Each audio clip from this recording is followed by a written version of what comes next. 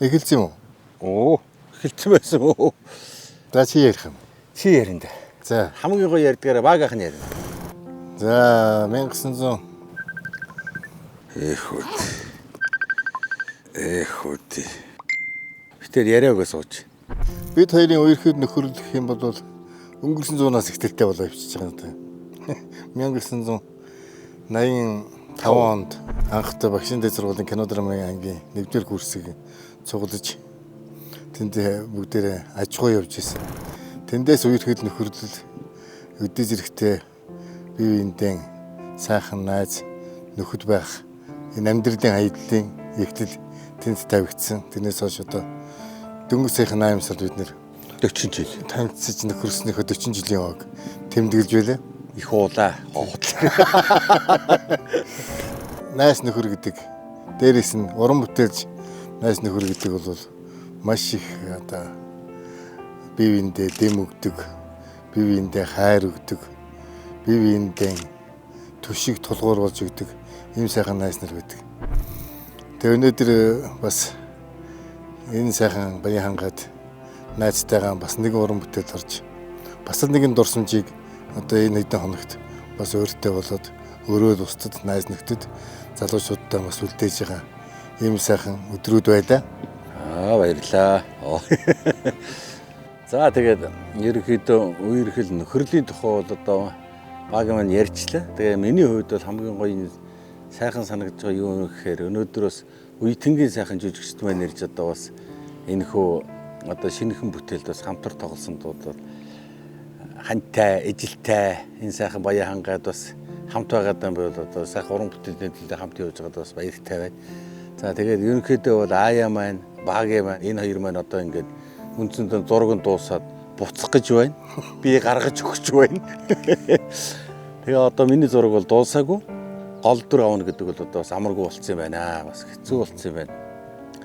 Ер нь бол бид нар бол тэгэл альва нэг кинод нэг аав юм уу эсвэл нэг дарга юм уу 3-4 сценахаа нэг ороод өгөөч гэдэг л одоо ийм зарчимтай явж исэн. Энэ удаа бол одоо яалчгүй одоо ингээ гол дүр ингээд авлаа. Бас хариуцлага өндөр байна. Ойрд бас гол дүр тоглоагүй ч юм уу ер нь жоохон. Тэгээд ингээд одоо хичээж байна, чармааж байна. Сайхан уран бүтээл гарах байх гэж бодож байна. Манай энэ натур бол одоо бас их гоё групп гарсан байна. Яг гэвэл бас нэг ингээд нэг баг болж ажиллана гэдэг бол хамгийн сайхан байдаг. Тэгэхээр одоо энэ баян хангайд сайхан хүлээж авч байна. Юу гэсэн бэ хөө? Оо хайраа. Манайх бол дандаа бакалууд шүү дээ. Өвөө болно гэдэг бол маш том үүрэг хариуцлага.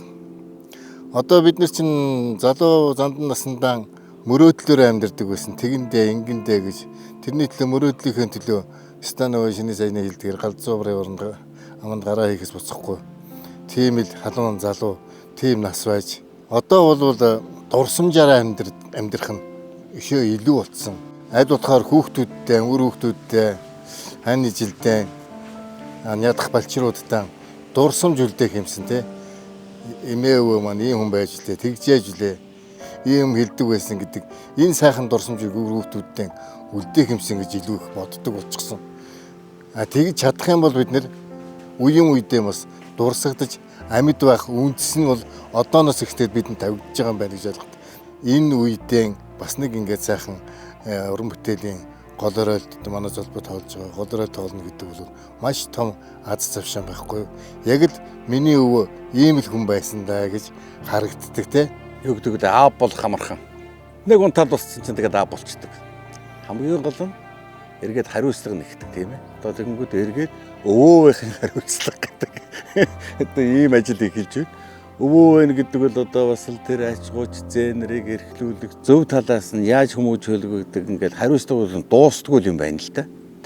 Одоо манай кинон дээр ингээ харахад бас өвөөгийн хариуцлага бас л ингээд байж л байгаа байхгүй юу. Тэгэхээр ер нь амьдрал гэдэг бол хэрвээ нэгэн гэр бүл зохиосон л бол тэр гэр бүлийг толгойлсон л бол хариуцлага маш өндөр байх ёстой юм байна. Саяхад 1989 онд одоо Багшийн дэдийн кино драмын ангийг ингээд төгсөж ирсэн.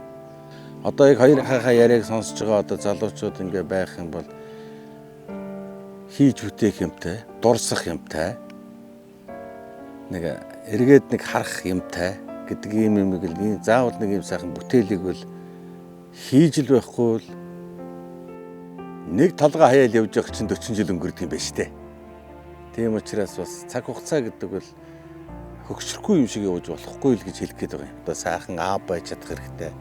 Эргээд ах нарынхаа насан дээр ирэхэд сайхан өө байж чадах хэрэгтэй гэдэг ингээд амьдрал бол одоо бөөн л одоо юу юм бэ штэ тий туршлага тий. Тэгэж амьдрч чадвас одоо энэхэн замгуу тавьж сайхан амьдрсны хувь тавилан юм даа. Буруу зураг гişиг бол тэгэл хаашаажгүй гიშгэж мэднэ. Тийм учраас бол сайхан дурсамжийг бүтээж одоо амьдраарай л гэж одоо хэлмээр байна да. Миний хүү тэгээд ирнэ. Бүжгэлж чадах уу? Чадна ч төвөө.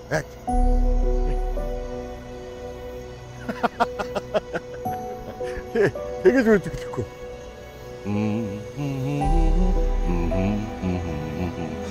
Их хүлээсэн хүнтэйгээ уулзахаар ингэж их өөрчлөгддөг юм байна да.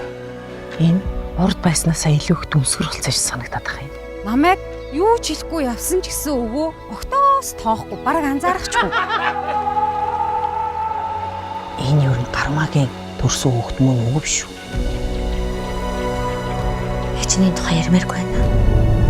Нийтэд толгой юм ярьдаг. Ханаа үуч хаалуулна шүү дээ. Алиос.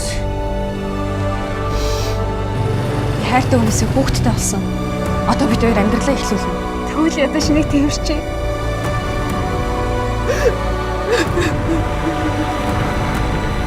Сара, нөхөө.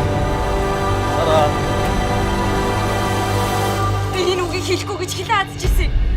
Ээжийн оронд та өгөхгүйсэн. Та ямар хөөдгүй юм? Хайчдаг хөвгт. Хохин чинь Та хараад намайг гайхсан уу? Би яг хинтэй адилхан харагдсан. Хараг ирэхгүй. яг ирэхгүй. Захиа минь очиж чадахгүй ч над чамтай уулзсан мэтэл дотн санагддаг болчих. Удахгүй гэдэг чи. Удаан үгтэй.